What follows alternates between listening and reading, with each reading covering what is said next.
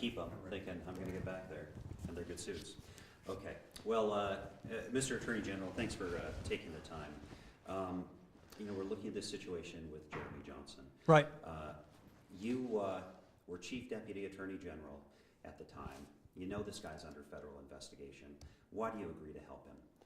Well, let me just say this.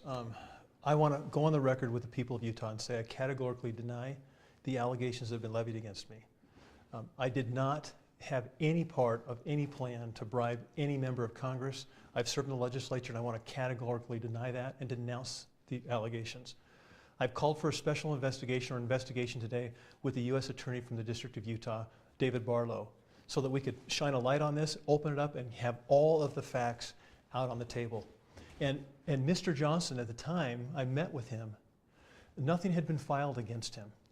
It was a civil proceeding that they were looking at, and he simply said, can you help me with this? And I said, I can't. I'm a member of the State Office of Attorney General, but I can introduce you to someone who might be able to help you.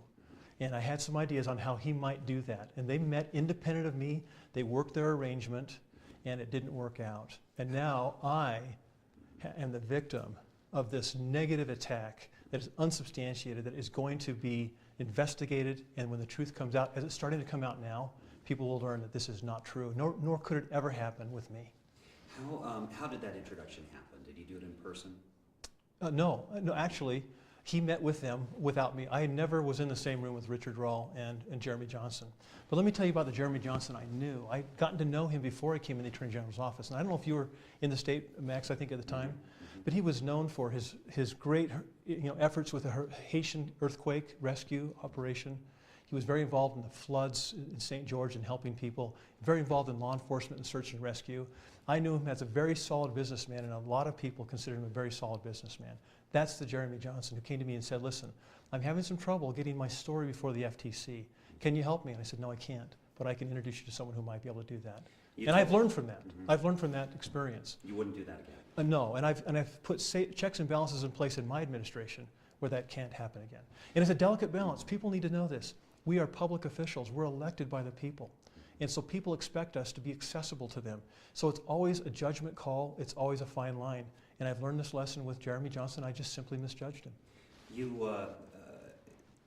The people of Utah, I think, might expect you in that circumstance to think, oh, the FTC is looking into this. I'm a law enforcer. I'm on their side. Well, listen, it's the state versus the federal government. We talk about states' rights all the time.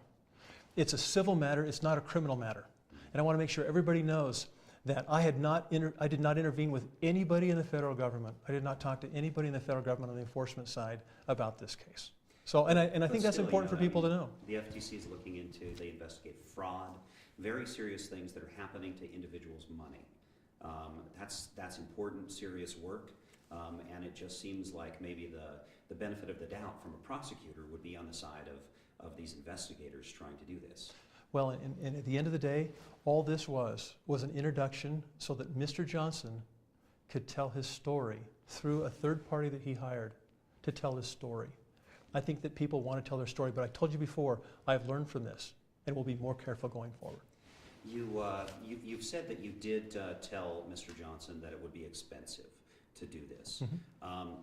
Again, we're talking about a big sum of money. Is it appropriate for our system to work this way, where you give someone non-refundable $250,000 to try and influence a federal investigation? Well, I think it's important to realize that we live in a free market economy. And what parties agree to contract between themselves to do something is really up to them. My point is this. I knew a different Jeremy Johnson than I know today. I've learned from this experience. And what I'm looking forward to is this investigation shining a bright spotlight on everything that happened.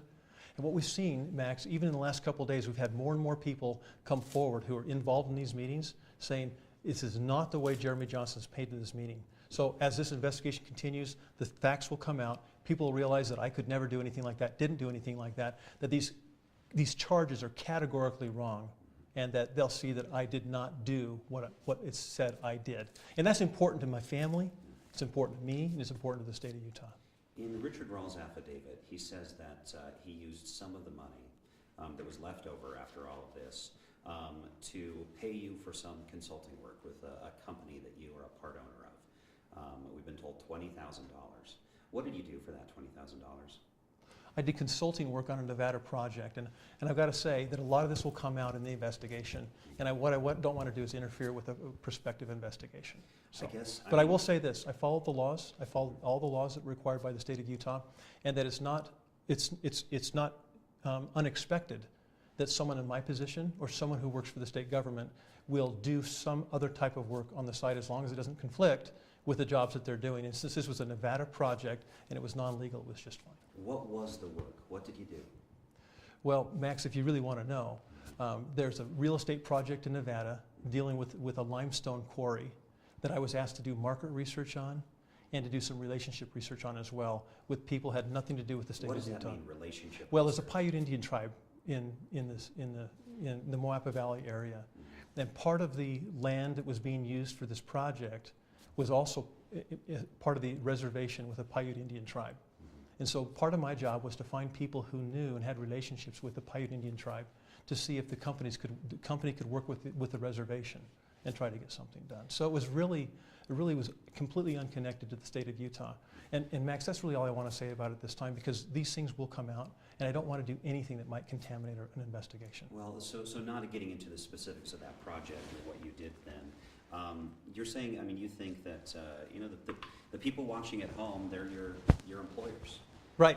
And they're the ones who are paying you a substantial income to work for the state of Utah. Right. What should they think that the Chief Deputy Attorney General is doing $20,000 worth of work for a project out in Nevada?